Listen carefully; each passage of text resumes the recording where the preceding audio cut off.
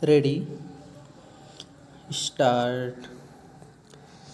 लोकतंत्र को वास्तव में जमीन पर उतारने के संदर्भ में लंबे वक्त से यह बहस चलती रही है कि राजनीति को अपराधीकरण से मुक्त करने के लिए क्या किया जा रहा है।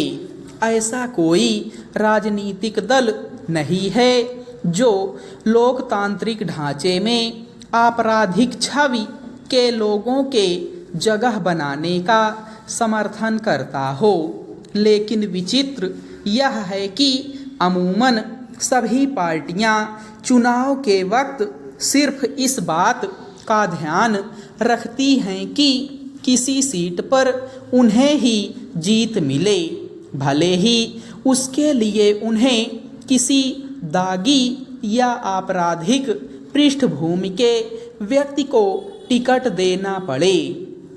यह बेवजह नहीं है कि आज भी देश की विधायिका में एक खासी तादाद वैसे लोगों की है जो किसी अपराध के आरोपी रहे हैं, लेकिन अब वे जनप्रतिनिधि के रूप में लोकसभा या फिर किसी विधानसभा में मौजूद हैं। सवाल है कि पिछले कई दशक से राजनीतिक हलकों से लेकर अदालतों तक में आपराधिक पृष्ठभूमि वालों के चुनाव लड़ने पर उठने वाली आपत्तियों के बावजूद आज भी संसद या विधानसभाओं के लिए ऐसे लोगों की उम्मीदवारी पर रोक क्यों नहीं लगाई जा सकी है।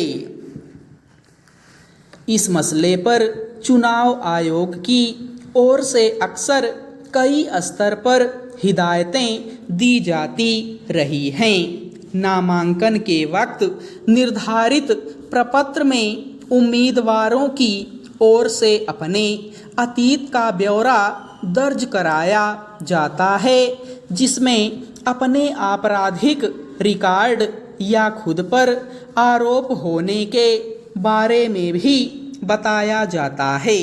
इसके अलावा चुनाव आयोग उम्मीदवारों से अपने ऊपर आपराधिक मामले सार्वजनिक रूप से जाहिर करने के लिए कहता है, जिसमें इससे संबंधित विज्ञापन देना भी शामिल है। इसी क्रम में राजस्थान विधानसभा के लिए होने वाले चुनावों की व्यवस्था के मद्देनज़र रविवार को मुख्य चुनाव आयुक्त ने कहा कि उम्मीदवारों को अखबारों में विज्ञापन देकर अपने आपराधिक रिकॉर्ड की स्पष्ट जानकारी देनी होगी। साथ ही राजनीतिक दलों को भी यह कारण बताना होगा कि पार्टी ने उस व्यक्ति को उम्मीदवार के तौर पर क्यों चुना है। यानी अगर मतदाताओं के सामने उम्मीदवारों के अतीत और चाल चरित्र आदि के बारे में पूरी जानकारी होगी तो वे अपने मत की कीमत समझते हुए आपराधिक छवि के लोगों को वोट नहीं देंगे।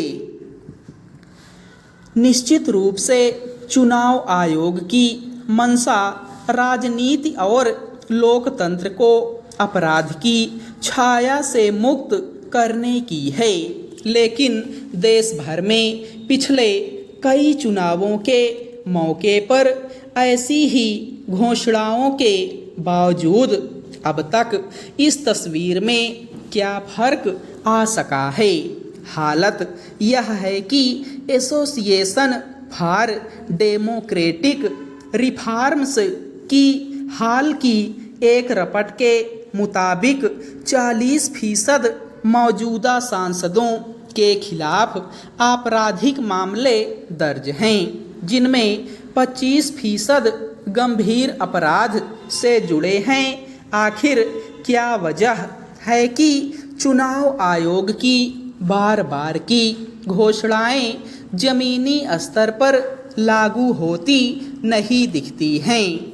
सवाल यह भी है कि अगर आयोग की ओर से उम्मीदवारों को विज्ञापन देकर अपने अपराधों के बारे में बताने का निर्देश दिया जा रहा है तो क्या यह प्रकारांतर से राजनीति के अपराधीकरण को स्वीकृति देना है? ऐसे नियम क्यों नहीं बनाए जाते जिसके तहत आपराधिक पृष्ठभूमि के लोगों के चुनाव लड़ने पर रोक हो और मतदाताओं के सामने आपराधिक छवि के उम्मीदवारों का विकल्प खत्म हो जाए? केवल अच्छी मंशा से किसी नियम की घोषणा करने से राजनीति में अपराधीकरण का जोर कम नहीं होगा, बल्कि लोकतंत्र को आपराधिक पृष्ठभूमि वाले लोगों से बचाने के लिए ईमानदार और स्पष्ट इच्छा शक्ति के साथ नियमों को लागू करने की जरूरत है।